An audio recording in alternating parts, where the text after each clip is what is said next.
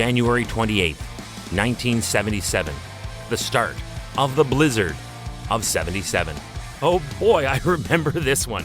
Snow day! It was awesome, again, for kids like me who got days from school to build snow forts, castles, play King of the Hill, and have snowball wars. You know, all the fun stuff kids used to have that they're not allowed to do today. Hi, I'm Chris May, writer, producer, and host of This Day in Weather History, now in its second year from the Weather Network in Canada. The blizzard of 1977 hit western New York as well as southern Ontario, and it kept up right through February 1st after starting on January 28th, this day in weather history. This was just as much a Canada story as it was a U.S. story, but the worst of it definitely hit western New York. Through the 4 days of this, inclusive, there were daily peak wind gusts ranging from 74 to 111 kilometers per hour as per the National Weather Service in Buffalo. Pretty impressive, no? Well, how about this? Snowfall totals were as high as 254 centimeters in some of the worst hit areas. So now, take that mountain of snow and pair it with those powerful winds, and you had drifts blowing up 30 to 40 feet high. That's 9 to 12 meters. Get ready, because we have to figure out right now what happened. First of all, the story of the blizzard of 77 actually began early in the winter of 76 into 77. It had already been an unusually harsh winter even before we got anywhere close to the blizzard conditions. The average temperature for both November and December was around 6 degrees below seasonal, but then in January, that went pear-shaped when it bottomed out at a consistent 10 degrees below seasonal. Because of the prolonged cold, Lake Erie was already completely frozen over by December 14th of 76. And that in itself was a record for that time for how early it was achieved. Now, this normally would put an end to the lake effect snowstorms, but that winter had something else up its sleeve. As is the case in epic weather events like this, there actually is more than just one system. It's called one storm, but features several systems.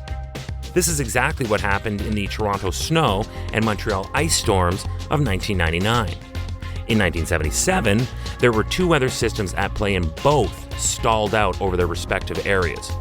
There was an area of high pressure that was to the west and a trough holding sway in the east. And with that low that hung over the east, it dragged in the cold. It began to snow just after Christmas of 76 and continued with steady accumulation almost every day through the transition into and through January of 77. Welcome to year 2 of this podcast. Right now, you're listening to the full version of today's story on your favorite podcast provider.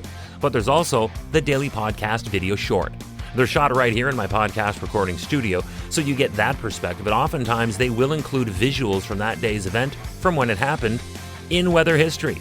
So after listening to the full story, go check out the podcast video short on television or online anytime at theweathernetwork.com/weather history.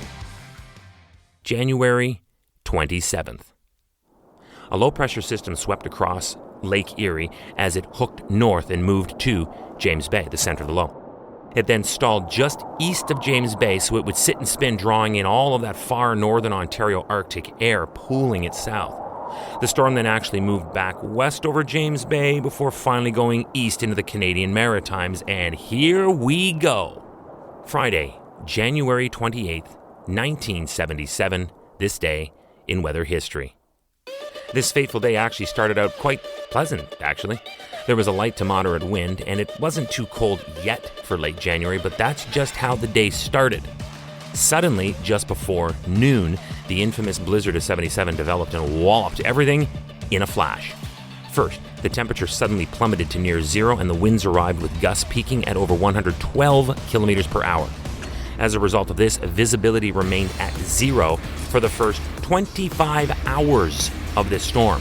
For a full day, drivers found it impossible to move. Those who got caught in the melee found themselves buried, and many, surrounded by the whiteout, were forced to stay in their cars for long periods of time. In addition to the road chaos, thousands more were stranded in office buildings, schools, police stations, fire halls, and factories. Now, back to the fact that Lake Erie was covered in all of that snow. I said it acted like an extra powerful air conditioner. This strong, sustained wind with even harsher gusts produced a wind chill that dropped off the chart to an agonizing 60 below. It was brutal and caused misery to the population of that especially hard-hit western New York. When the sun finally came out for good on February 1st, its icy, cold light revealed a scene of indescribable destruction in the Buffalo area and over the 7 western counties. It was still so immovable, the city, as well as most other communities, kept the traffic ban in place for several days afterward. There were sadly 23 total storm-related deaths in western New York, with an additional 5 in northern New York from the blizzard of 1977 that started this day in weather history. Tomorrow is January 29th, and we're going all the way back even further to the year 1921 for what was called the Great Olympic Blowdown. That's right, we're going to the Pacific Northwest for a wind event that brought the timber industry to its knees. It was one of the most powerful wind events of all time for this area around the Puget Sound, and it's all I'm talking about tomorrow on this day in weather history with me, your host, Chris May.